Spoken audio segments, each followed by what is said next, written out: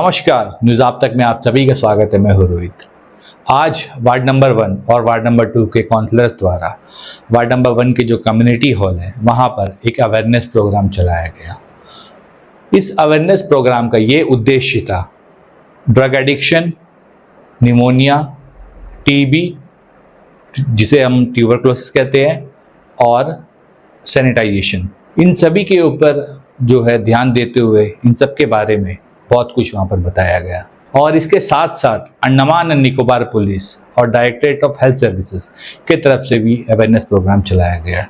खास करके जितने भी ड्रग एडिक्ट है उन सभी को लेकर, सिर्फ ड्रग्स ही नहीं, अल्कोहल या जो भी चीज़ इंसान को नुकसान पहुँचाती है उन सभी चीज़ों पर जो है अवेयरनेस प्रोग्राम एक चलाया गया। और इसमें स्वच्छ भारत अभियान के तहत जो है श्री विजयपुरम म्युनिसिपल काउंसिल के अधिकारी भी वहाँ पर मौजूद थे। श्री विजयपुरम म्युनिसिपल काउंसिल के हमारे कुछ स्वच्छता के बारे में यहाँ पे एक छोटा सा अवेयरनेस करने के लिए हमारे स्वच्छता के ग्रुप यहाँ पर आया है। हमारे म्युनिसिपल काउंसिल में हमारा एक टीम है जो हर वार्ड में जाते हैं, जाकर जो है स्वच्छता के बारे में मतलब जो है अवेयरनेस करते हैं। हम देखता है कि जब से हम काउंसिलर बना 2022 से ये लोग कर रहे हैं, फिर भी मतलब जो है जो गलती करने वाले तो गलती कर ही रहे हैं, फिर भी हम कोशिश कर रहे हैं कि कब तक आप लोग करते रहेंगे। एक दिन आपको हम लोग मतलब जरूर सुधारेंगे। एक दिन ऐसा हो जाएगा पूरा पोर्टल, पूरा अंडमान निकोबार आइलैंड मतलब जो स्वच्छता में सबसे आगे होगा। पूरा इंडिया में हमारा जो अंडमान निकोबार आइलैंड मतलब स्वच्छता में भी बहुत आगे होगा।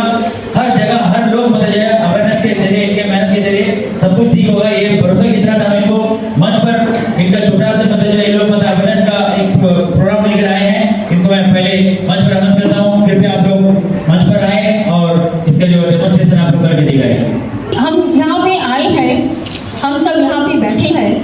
गीला कचरा अलग होता है, सूखा कचरा अलग होता है। वो हम इसीलिए आपको सफाई वर्कर ये आपको बोलते हैं कि कचरों को अलग दें। फिर भी कई लोग हम देखते हैं कि कुछ लोग कचरों को मिक्स करके देते हैं। मिक्स करके देते हैं यानी गीला कचरा और सूखा कचरे के बारे में बहुत से लोगों को इस बात की जानकारी नहीं है कि गीला कचरा क्या है और सूखा कचरा क्या है।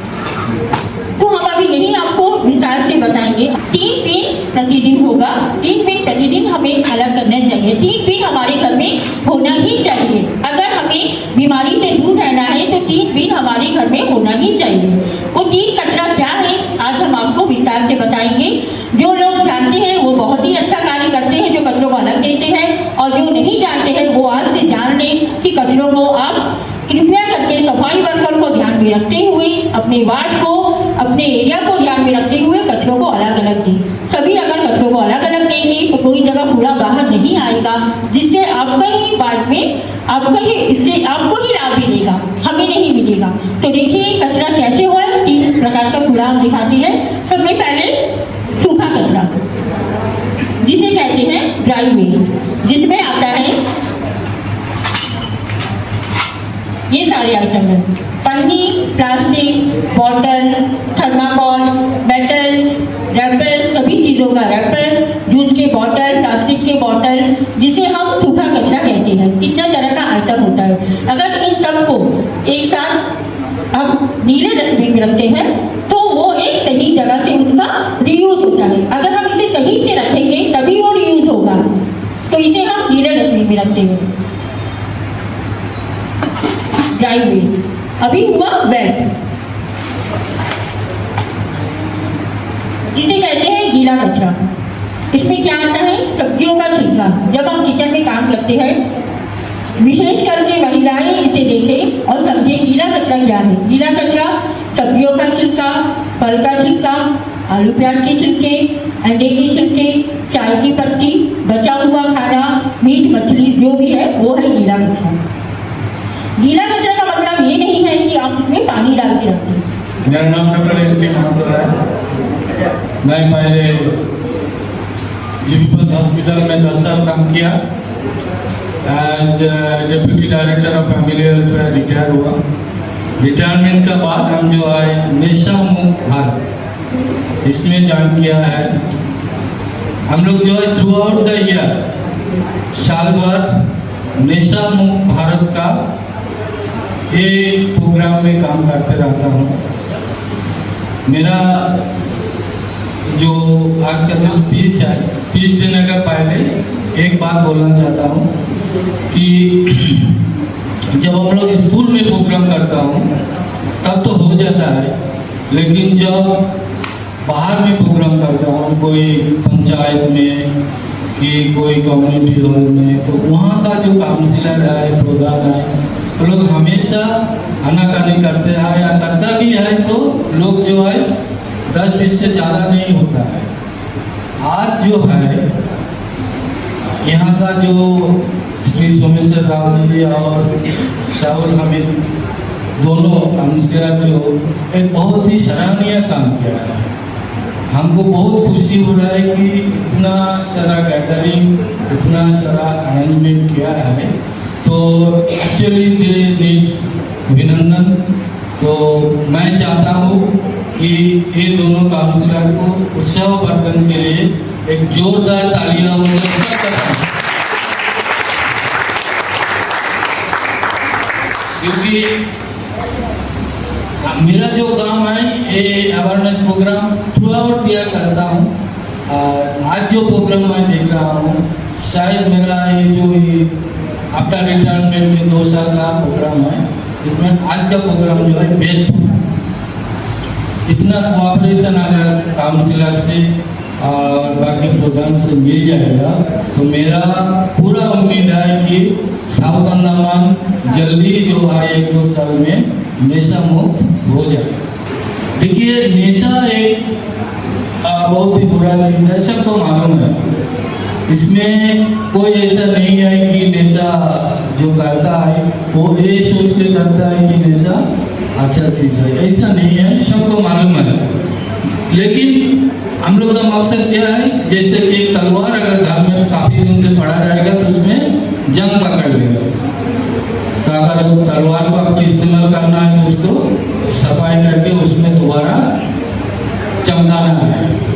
तो आपको अपनी मालूम है कि नशा एक बहुत ही बुरा चीज़ है, लेकिन आप भूल जाते हैं, तो आपको दोबारा जो है वो चीज़ के बारे में जागृत करना है। यही आज का प्रोग्राम का मेरा जो स्पीच है, स्पीच का मकसद है। आप लोग को मालूम होगा, सभी को मालूम है, नंबर 1 नशा जो है वो है अल्कोहल। उसके बाद आता है आपका टोबैको। टोबैको का 2 पार्ट होता है, एक जो खाने का और एक है स्मोक करने का। जो स्मोक बोलने से बीड़ी सिगरेट ये होता है, और एक पान जर्दा सूखा ये होता है। बाकी जो होता है गांजा होता है। गांजा का डिफरेंट फॉर्म होता है, वो जो पेट से होता है। और कुछ ड्रग्स है, जैसे कि मेथाम्फेटामिन है, आप लोग नाम सुना होगा अभी टीवी में कि रेडियो में, हीरोइन है, और भी बहुत कुछ है।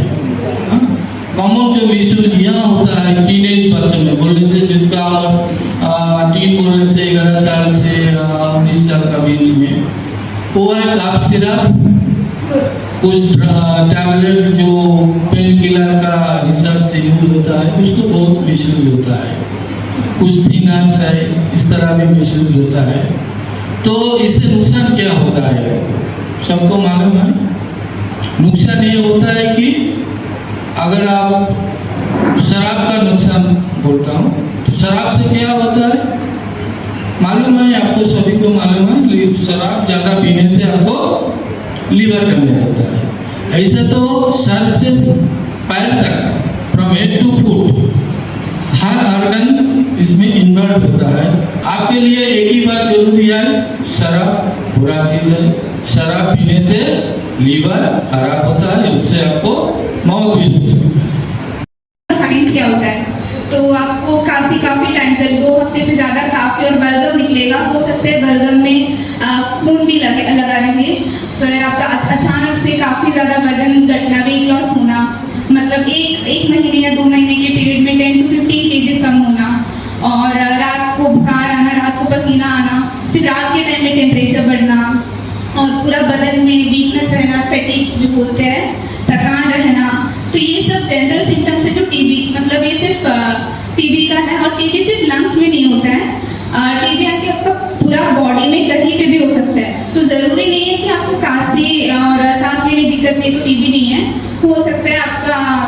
सकते हैं। जो हमारा यूरिन का थैली है, पेट है, बोन्स, हड्डियाँ हैं, काफ़ी अलग अलग जगह में भी टीबी हो सकता है। तो उसके लिए आप जैसे आपको सिम्टम्स पता चलता है कि आपका वेट लॉस हुआ है, आप काफ़ी थके रहते हैं, तो आप जाके अपना नियरेस्ट जो भी हॉस्पिटल है वहाँ पे कंसल्ट करिए।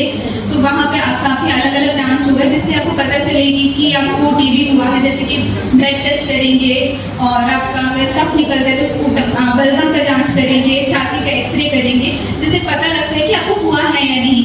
अगर हुआ है तो जितना जल्दी ट्रीटमेंट शुरू किया जाए उसका रिजल्ट उतना अच्छा होता है, क्योंकि अब जितना टाइम वो लेके चलेंगे तो ऐसा होता है कि टीबी जो है काफ़ी सारे मेडिसिन काम नहीं कर पाते हैं, तो आपको हायर डोज का ड्रग लगना ज़रूरत पड़ सकता है और बहुत ज़्यादा नंबर ऑफ मेडिसिन लेने का ज़रूरत पड़ सकता है। अगर शुरुआत के स्टेज में आप जाएंगे तो कम दवाई से बहुत कम वक्त में पूरा ट्रीट कर सकते हैं, और जितना आप रखे रहेंगे आप खुद का हेल्थ भी खराब होगा और काफ़ी लोगों को स्प्रेड भी होगा। तो जनरल मेजर्स आप क्या ले सकते हैं नहीं होने के लिए, प्रिवेंट करने के लिए? पहले तो हाइजीन, आप जहाँ बाहर जाते आते अपना हैंड वॉश प्रॉपर करिए, सैनिटाइज करिए।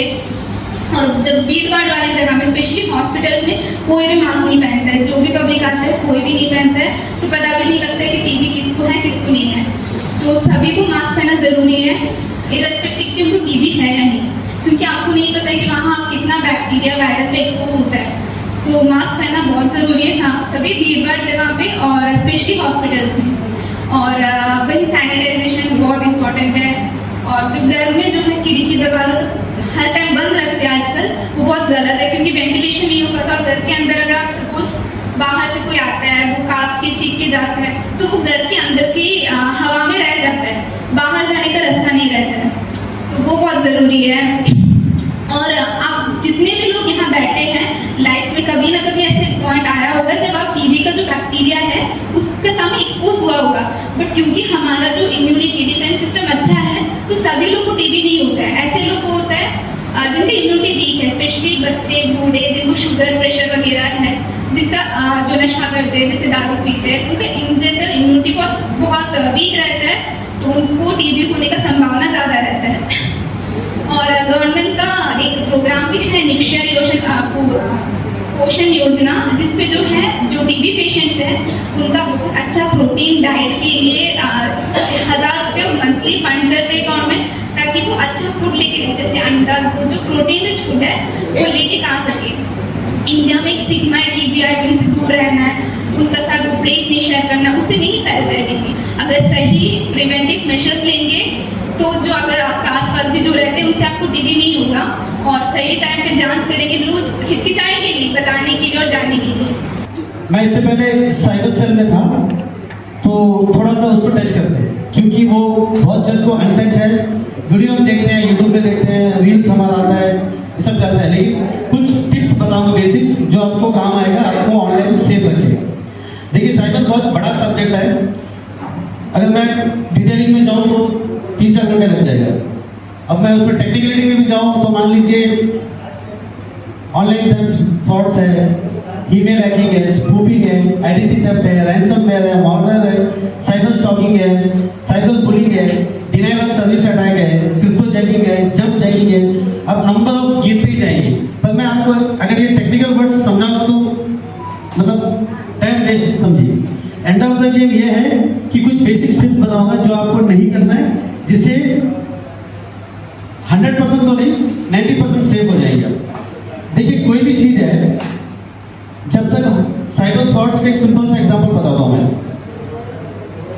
एक अंदाजन बताइए कि पूरे इंडिया में कितना केसेस हुआ होगा लास्ट, एक मोटा मोटी ऐसे ही एक गेस करिए, मतलब मैं कुछ ऐसे कंपटीशन में मोटा मोटी सोचिए कि पूरे इंडिया में लास्ट ईयर 2024 में कितना साइबर केसेस हुआ होगा। कोई भी बताइए, जल्दी जल्दी बताइए, टाइम नहीं है। एनीवन? बढ़िया बताएं, 7,40,000। कोई भी टाइप्स ऑफ अफेयर्स में बहुत ज़्यादा ये डाटा है। अंडमान को ले लीजिए, लास्ट ईयर 796 केसेस में। हमको लग रहा है यहाँ पे जनरली क्या होता है ना, हम सोचते हैं ये सब मेलन वाला चीज़ है, यहाँ पे कुछ होता नहीं है बोल के। अंडमान में 796 केसेस लास्ट ईयर रिपोर्ट हुए। इससे पहले 732, इससे पहले 555, दैट मीन्स क्या इंडिकेशन है, हम जितना भी अवेयरनेस कर रहे हैं, कुछ भी कर रहे हैं, रेट ऑफ क्राइम बढ़ रहा है, तो हमको ज़्यादा अवेयरनेस होना चाहिए। देखिए अब ये तो नहीं बोल सकते ना कि जैसे जर्नलिज्म कभी जाते हैं तो बोलते हैं सर ये फ़ोन यूज़ नहीं करेंगे, डब्बा फ़ोन यूज़ करेंगे। क्या सोल्यूशन है इसका? डब्बा फ़ोन कैसे यूज़ करेंगे? बिना स्मार्टफोन का तो आजकल मतलब काम ही नहीं बनता है, कुछ भी तो नहीं बनता है काम। और सिंपल टेक्निक्स में बताता हूँ। देखिए अभी बहुत सारे केसेस ऐसे रहते हैं ना कि मान लीजिए इलेक्ट्रिसिटी बिल नहीं मानते, फोन आता है आपको। छोटा सा एग्जांपल आप लोगों को आया होगा कि बैंक में केवाईसी अपडेट नहीं हुआ, आपका अकाउंट ब्लॉक हो जाएगा। इलेक्ट्रिसिटी बिल नहीं मानते आप, जनरली मानते नहीं है, कोई नहीं मानते है। मेरे ख्याल से मैंने भी लास्ट जनरली नहीं मानते हैं, हर वक्त तो कोई नहीं मानता है। तो ये जनरल कॉन्सेप्ट है, उनका एक साइकोलॉजिकल ये है कि हमको लगता है हाँ यार माना तो नहीं है लास्ट ईयर, तो क्या करना है, लिंक करो पेमेंट। एक बात बताइए, इंडिया में आपको लग रहा है इतना एडवांस हो गया कि सामने से ऑफिस से आपको फोन करके आपको पेमेंट बनवा रहे।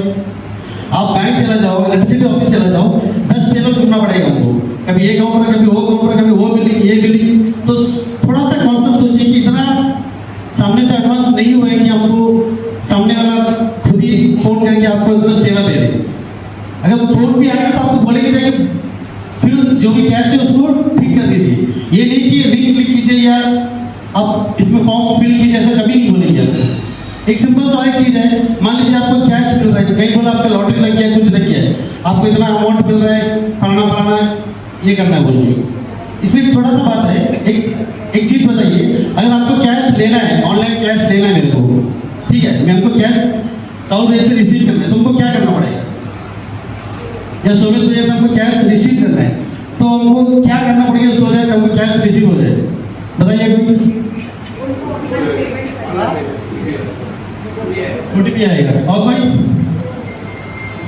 मान लीजिए हमको कैश रिसीव करना है, 100 रुपये हमको कैश भेजना है, हमको रिसीव करना है, सामने से बोल रहे हैं कुछ अमाउंट आया है, तो हमको क्या करने से कैश मिलेगा? बताइए, जल्दी बताइए। Account details. और देखिए हमको कुछ भी नहीं करना है, हमको कुछ नहीं करना है भाई, आपको भेजना भेज दीजिए ना भाई, मेरा नंबर है ना उनके पास, मेरे को कुछ भी नहीं करना है। बैंकिंग फाइनेंशियल सिस्टम बहुत अच्छा बना है, सिंपल सा फंडा है। अगर हमको पैसा लेना है तो हमको क्या करना है? कुछ नहीं करना है बॉस, कुछ भी नहीं करना है, बस फोन रखना है, बस नोटिफिकेशन चेक करने का, बस है ना, सिंपल। अगर किसी को भेजना है आपको फोन नंबर चाहिए, उसको फोन नंबर दीजिए, पैसा आ जाएगा, सिंपल सा बात है। ड्रग्स किन हम बच्चों पे महतो सर के साथ बार बार अवेयरनेस प्रोग्राम करते हैं। लास्ट अभी परसों ही किया था जंगली घाट स्कूल पे। तो जनरली हमें जो बच्चे मिलते हैं हम अवेयरनेस तो करते ही हैं, मैं यहाँ कुछ पेरेंट्स बैठे हैं बच्चों के, सभी के घर में बच्चे हैं, तो मैं पेरेंट्स से कुछ कहना चाहूँगा कि बच्चे जब भी घर से बाहर जाते हैं ऑड आवर्स में, मतलब ऑड आवर्स जहाँ आपको लग रहा है कि इस वक्त बच्चे को बाहर नहीं होना चाहिए, बच्चे से आप घर में वापस जब आते हैं तो बच्चे के सवाल जरूर करें कि कहाँ थे आप, किसके साथ थे और क्यों थे। अगर हम ये 3 चीज़ें करेंगे तो बहुत सारी चीज़ें हम उसको गलत रास्ते की ओर जाने से रोक सकते हैं। हम अवेयरनेस करने का भी मकसद हमारा ये है कि हम जो ड्रग्स की लत की ओर जा रहे हैं ताकि उस ओर ना जाए। क्यों? क्योंकि ड्रग्स जब एक लत में एडिक्शन में जाता है तो उसको निकलने में बहुत सारी बाधाएं भी होती हैं, निकलते भी हैं, बट बहुत कम बच्चे होते हैं जो निकल पाते हैं। सो अवेयरनेस का मकसद यही है कि आप जब बच्चे उस ओर ना जाएं, तो आप घर में जब बच्चे ऑड आवर्स में बाहर रहते हैं तो बच्चे से जरूर सवाल करें कि बच्चे थे कहाँ। और बच्चे में अगर आपको ऐसा लग रहा है कि बच्चा हमसे कुछ छिपा रहा है, तो कुछ उसके शारीरिक सिम्टम्स और साइकोलॉजी ऐसा लग रहा है कि कुछ झूठ बोल रहा है, तो आप कंसल्ट करिए। बच्चों में सिम्टम्स देखिए कि बच्चे अगर सर पे पसीना आ रहा है, बच्चे को कुछ सिम्टम्स मैं बता दे रहा हूँ जनरली।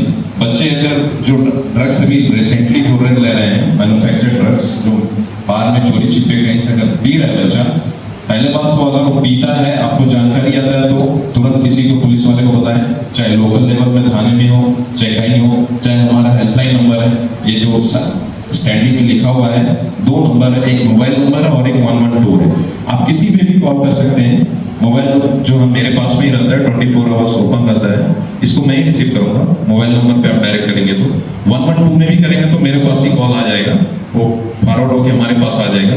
तो हमें जानकारी अगर होता है कि बच्चे ऐसा है अगर आप उसका इलाज चाहते हो तो ठीक है, कोई नहीं, मैं तो सर तक पहुंचा देंगे। अगर आप चाहते हो हमें नहीं बताना, तो सर ने जो बताया रूम नंबर 25 में आप अपने आप चाहते हैं कि कोई इलाज है या शर्म है कि मेरे बच्चे का कुछ बेइज्जती हो जाएगा, तो आप डायरेक्ट जा सकते हैं, कोई दिक्कत नहीं है। अगर बीमारी है तो इलाज जरूर करवाइए। अगर आपको लग रहा है कि बच्चा आपसे ठीक से बात नहीं कर रहा है और कुछ छिपा रहा है और पुलिस वाले को किसी को बताने से बता सकता है, तो आप हमें कॉल करिए, हम आके बच्चे से मिल लेंगे जहाँ बताए हुए, चाहे बच्चे से मिल लेंगे चाहे पेरेंट्स से मिल लेंगे, लेकिन आप उसका प्रॉपर पूछताछ करिए।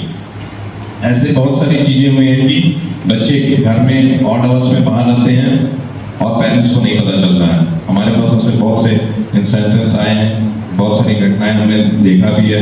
हाल फिलहाल में ही अभी आए आपके एरिया से ही हमने उसको सीजर किया था, कल ही बेल हुआ है। सो मैं नाम नहीं लेना चाहूँगा, लेकिन हमें शिकायतें आती हैं, लेकिन हमारा मोटिव रहता है कि हम उसके तह तक जाएं, आखिर वो जड़ कहाँ है।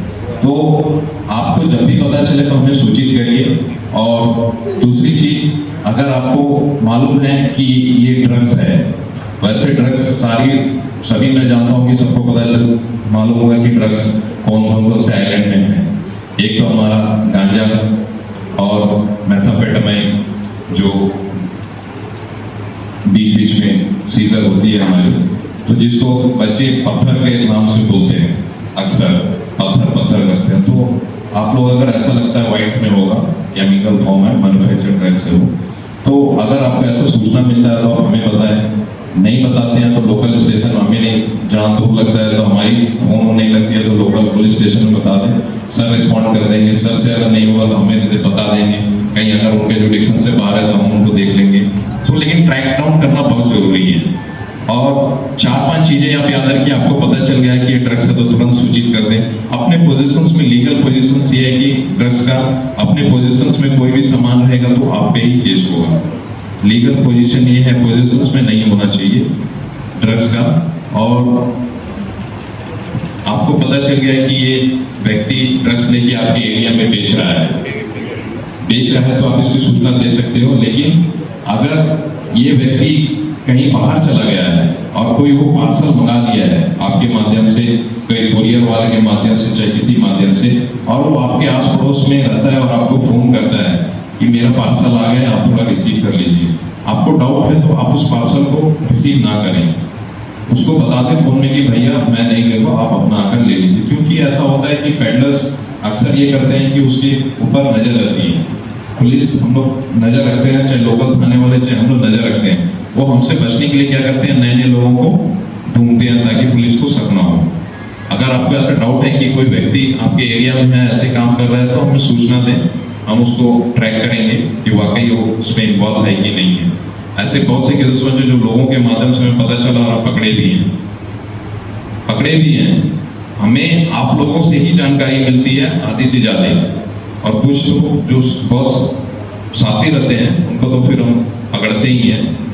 और दूसरी चीज, अपने ट्रांसपोर्टेशन करने टाइम कोई भी पार्सल आप एक स्थान से दूसरे स्थान पर देता है तो आप उस पार्सल को जरूर खोल कर देखें कि क्या देने जा रहा है। ऐसे बहुत सारी चीजें हुई हैं। हम कलकत्ता में हैं, आइलैंड का रहने वाला व्यक्ति है, वो बहाने मारता है, फ्लाइट में होता है कि हमारी लगेज ज़्यादा हो गई, आप थोड़ा ले लीजिए। उस पार्सल को आप जरूर खोलिए, वहाँ में स्कैनर से पहले बोलो भाई खोल के दिखा दो हमें।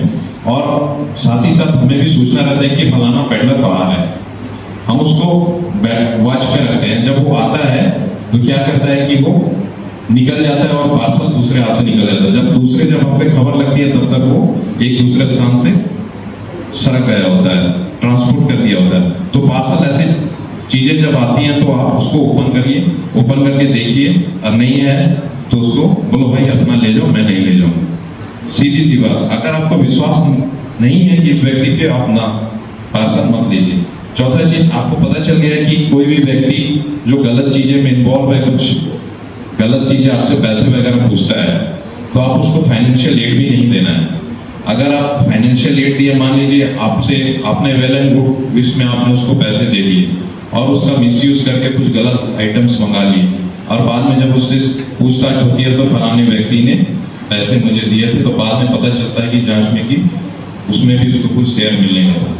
तो ये आप जब पकड़े जाओगे तो आप भी बराबर उतने ही कसूरवार होंगे जितना वो जिससे वो सामान सीज हुआ है।